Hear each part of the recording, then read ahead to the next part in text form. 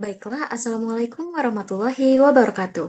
Halo semua, perkenalkan nama saya Fitria Dwi Rahmawati Putri dengan NIM C1C023022. Pada pertemuan kali ini, saya akan membahas mengenai kerangka dasar penyusunan dan penyajian laporan keuangan syariah, yang dimana mata kuliah ini diampu oleh Bapak Dr. Wirmi Eka Putra, SEMSI, serta Bapak Dr. Primadi Prasetyo, MSAK. Baik, kita lanjut. Mengenai latar belakang, kerangka dasar akuntansi syariah menjadi sangat penting sebagai pedoman dalam menyusun dan menyajikan laporan keuangan yang transparan, adil, dan sesuai dengan prinsip-prinsip syariah. Kerangka ini tidak hanya mengatur tujuan dan bentuk laporan keuangan saja, melainkan juga menjelaskan siapa pengguna informasi serta kebutuhan mereka dalam transaksi syariah. Hal ini menjadi salah satu syarat karena transaksi syariah memiliki karakteristik khusus seperti larangan riba, goror, dan maisir yang membedakan dengan akuntansi konvensional. Kita masuk ke pemateri pertama mengenai tujuan kerangka dasar akuntansi syariah. Menurut Nurhayati dan Wasila, pada tahun 2013 terdapat beberapa tujuan kerangka dasar akuntansi syariah sebagai acuan bagi pengguna, yakni yang pertama, penyusun standar akuntansi keuangan syariah dalam pelaksanaan tugasnya. Yang kedua, penyusun laporan keuangan untuk menanggulangi masalah akuntansi syariah yang belum diatur dengan standar akuntansi keuangan syariah. Yang ketiga, auditor dalam memberikan pendapat mengenai apakah laporan keuangan ini disusun sesuai dengan prinsip akuntansi syariah yang berlaku umum. Yang terakhir adalah para pemakai laporan keuangan dalam menafsirkan informasi yang disajikan dalam laporan keuangan yang disusun sesuai dengan standar akuntansi keuangan syariah. Materi selanjutnya mengenai pemakai dan kebutuhan informasi transaksi syariah. Yang pertama ada investor dan investor potensial. Yang kedua ada pemilik dana kon. Yang ketiga pemilik dana sirkah temporer. Yang keempat pemilik dana titipan. Yang kelima pembayar dan penerima zakat. Selanjutnya adalah pengawas syariah, lalu ada karyawan dan pemasok serta mitra usaha lainnya. Selanjutnya, mengenai paradigma, asas, dan karakteristik transaksi syariah. Yang dimana untuk paradigmanya sendiri, transaksi syariah ini didasarkan pada paradigma dasar bahwa alam semesta diciptakan oleh Tuhan sebagaimana amanah, yaitu kepercayaan ilahi dan sarana kebahagiaan hidup bagi seluruh umat manusia untuk mencapai kesejahteraan hakiki secara material dan spiritual. Selanjutnya mengenai asas transaksi syariah, yang dimana dibagi menjadi 5. Yang pertama ada persaudaraan, lalu keadilan, kemaslahatan, keseimbangan, dan yang terakhir universalisme. Selanjutnya mengenai karakteristik. Karakteristik transaksi syariah harus memenuhi unsur seperti tidak mengandung unsur kezoliman, masyir, goror, riba, serta transaksi hanya dilakukan berdasarkan prinsip saling paham dan saling ridho. Selanjutnya mengenai tujuan laporan keuangan. Terdapat 4. Yang pertama yaitu meningkatkan kepatuhan terhadap prinsip syariah dalam semua transaksi dalam kegiatan usaha. Yang kedua, informasi kepatuhan entitas syariah terhadap prinsip syariah serta informasi aset, kewajiban, pendapatan, dan beban yang tidak sesuai dengan prinsip syariah bila ada dan bagaimana perolehan dan penggunaannya.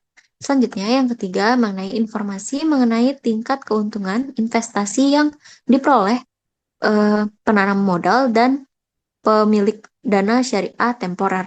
Yang terakhir, informasi untuk membantu mengevaluasi pemenuhan tanggung jawab entitas syariah terhadap amanah. Lanjut, mengenai bentuk laporan keuangan syariah dalam akuntansi syariah ini ada 5. Yang pertama, posisi keuangan entitas syariah.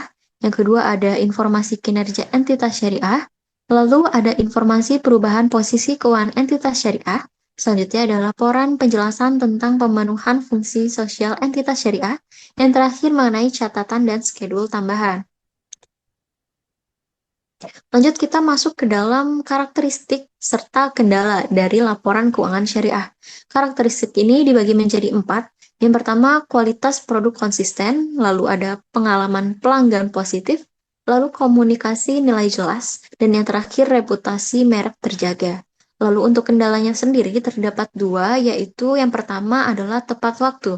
Jika terdapat penundaan yang tidak semestinya dalam pelaporan, maka informasi yang dihasilkan akan kehilangan relevansinya. Yang kedua adalah keseimbangan antar biaya dan manfaat. Suatu kendala yang dapat terjadi dari suatu karakteristik kualitatif. Selanjutnya, kita masuk ke tujuan akuntansi keuangan dan laporan keuangan menurut AAOIVI.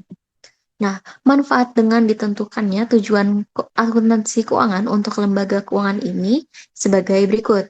Dibagi menjadi 5. Yang pertama dapat digunakan sebagai panduan bagi Dewan Standar untuk menghasilkan standar yang konsisten.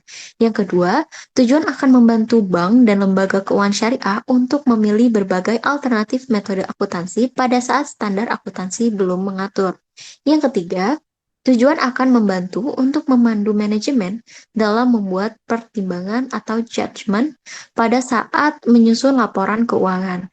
Yang keempat, tujuan jika diungkapkan dengan baik akan meningkatkan kepercayaan pengguna serta meningkatkan pemahaman informasi akuntansi, sehingga akhirnya akan meningkatkan kepercayaan atas lembaga keuangan syariah.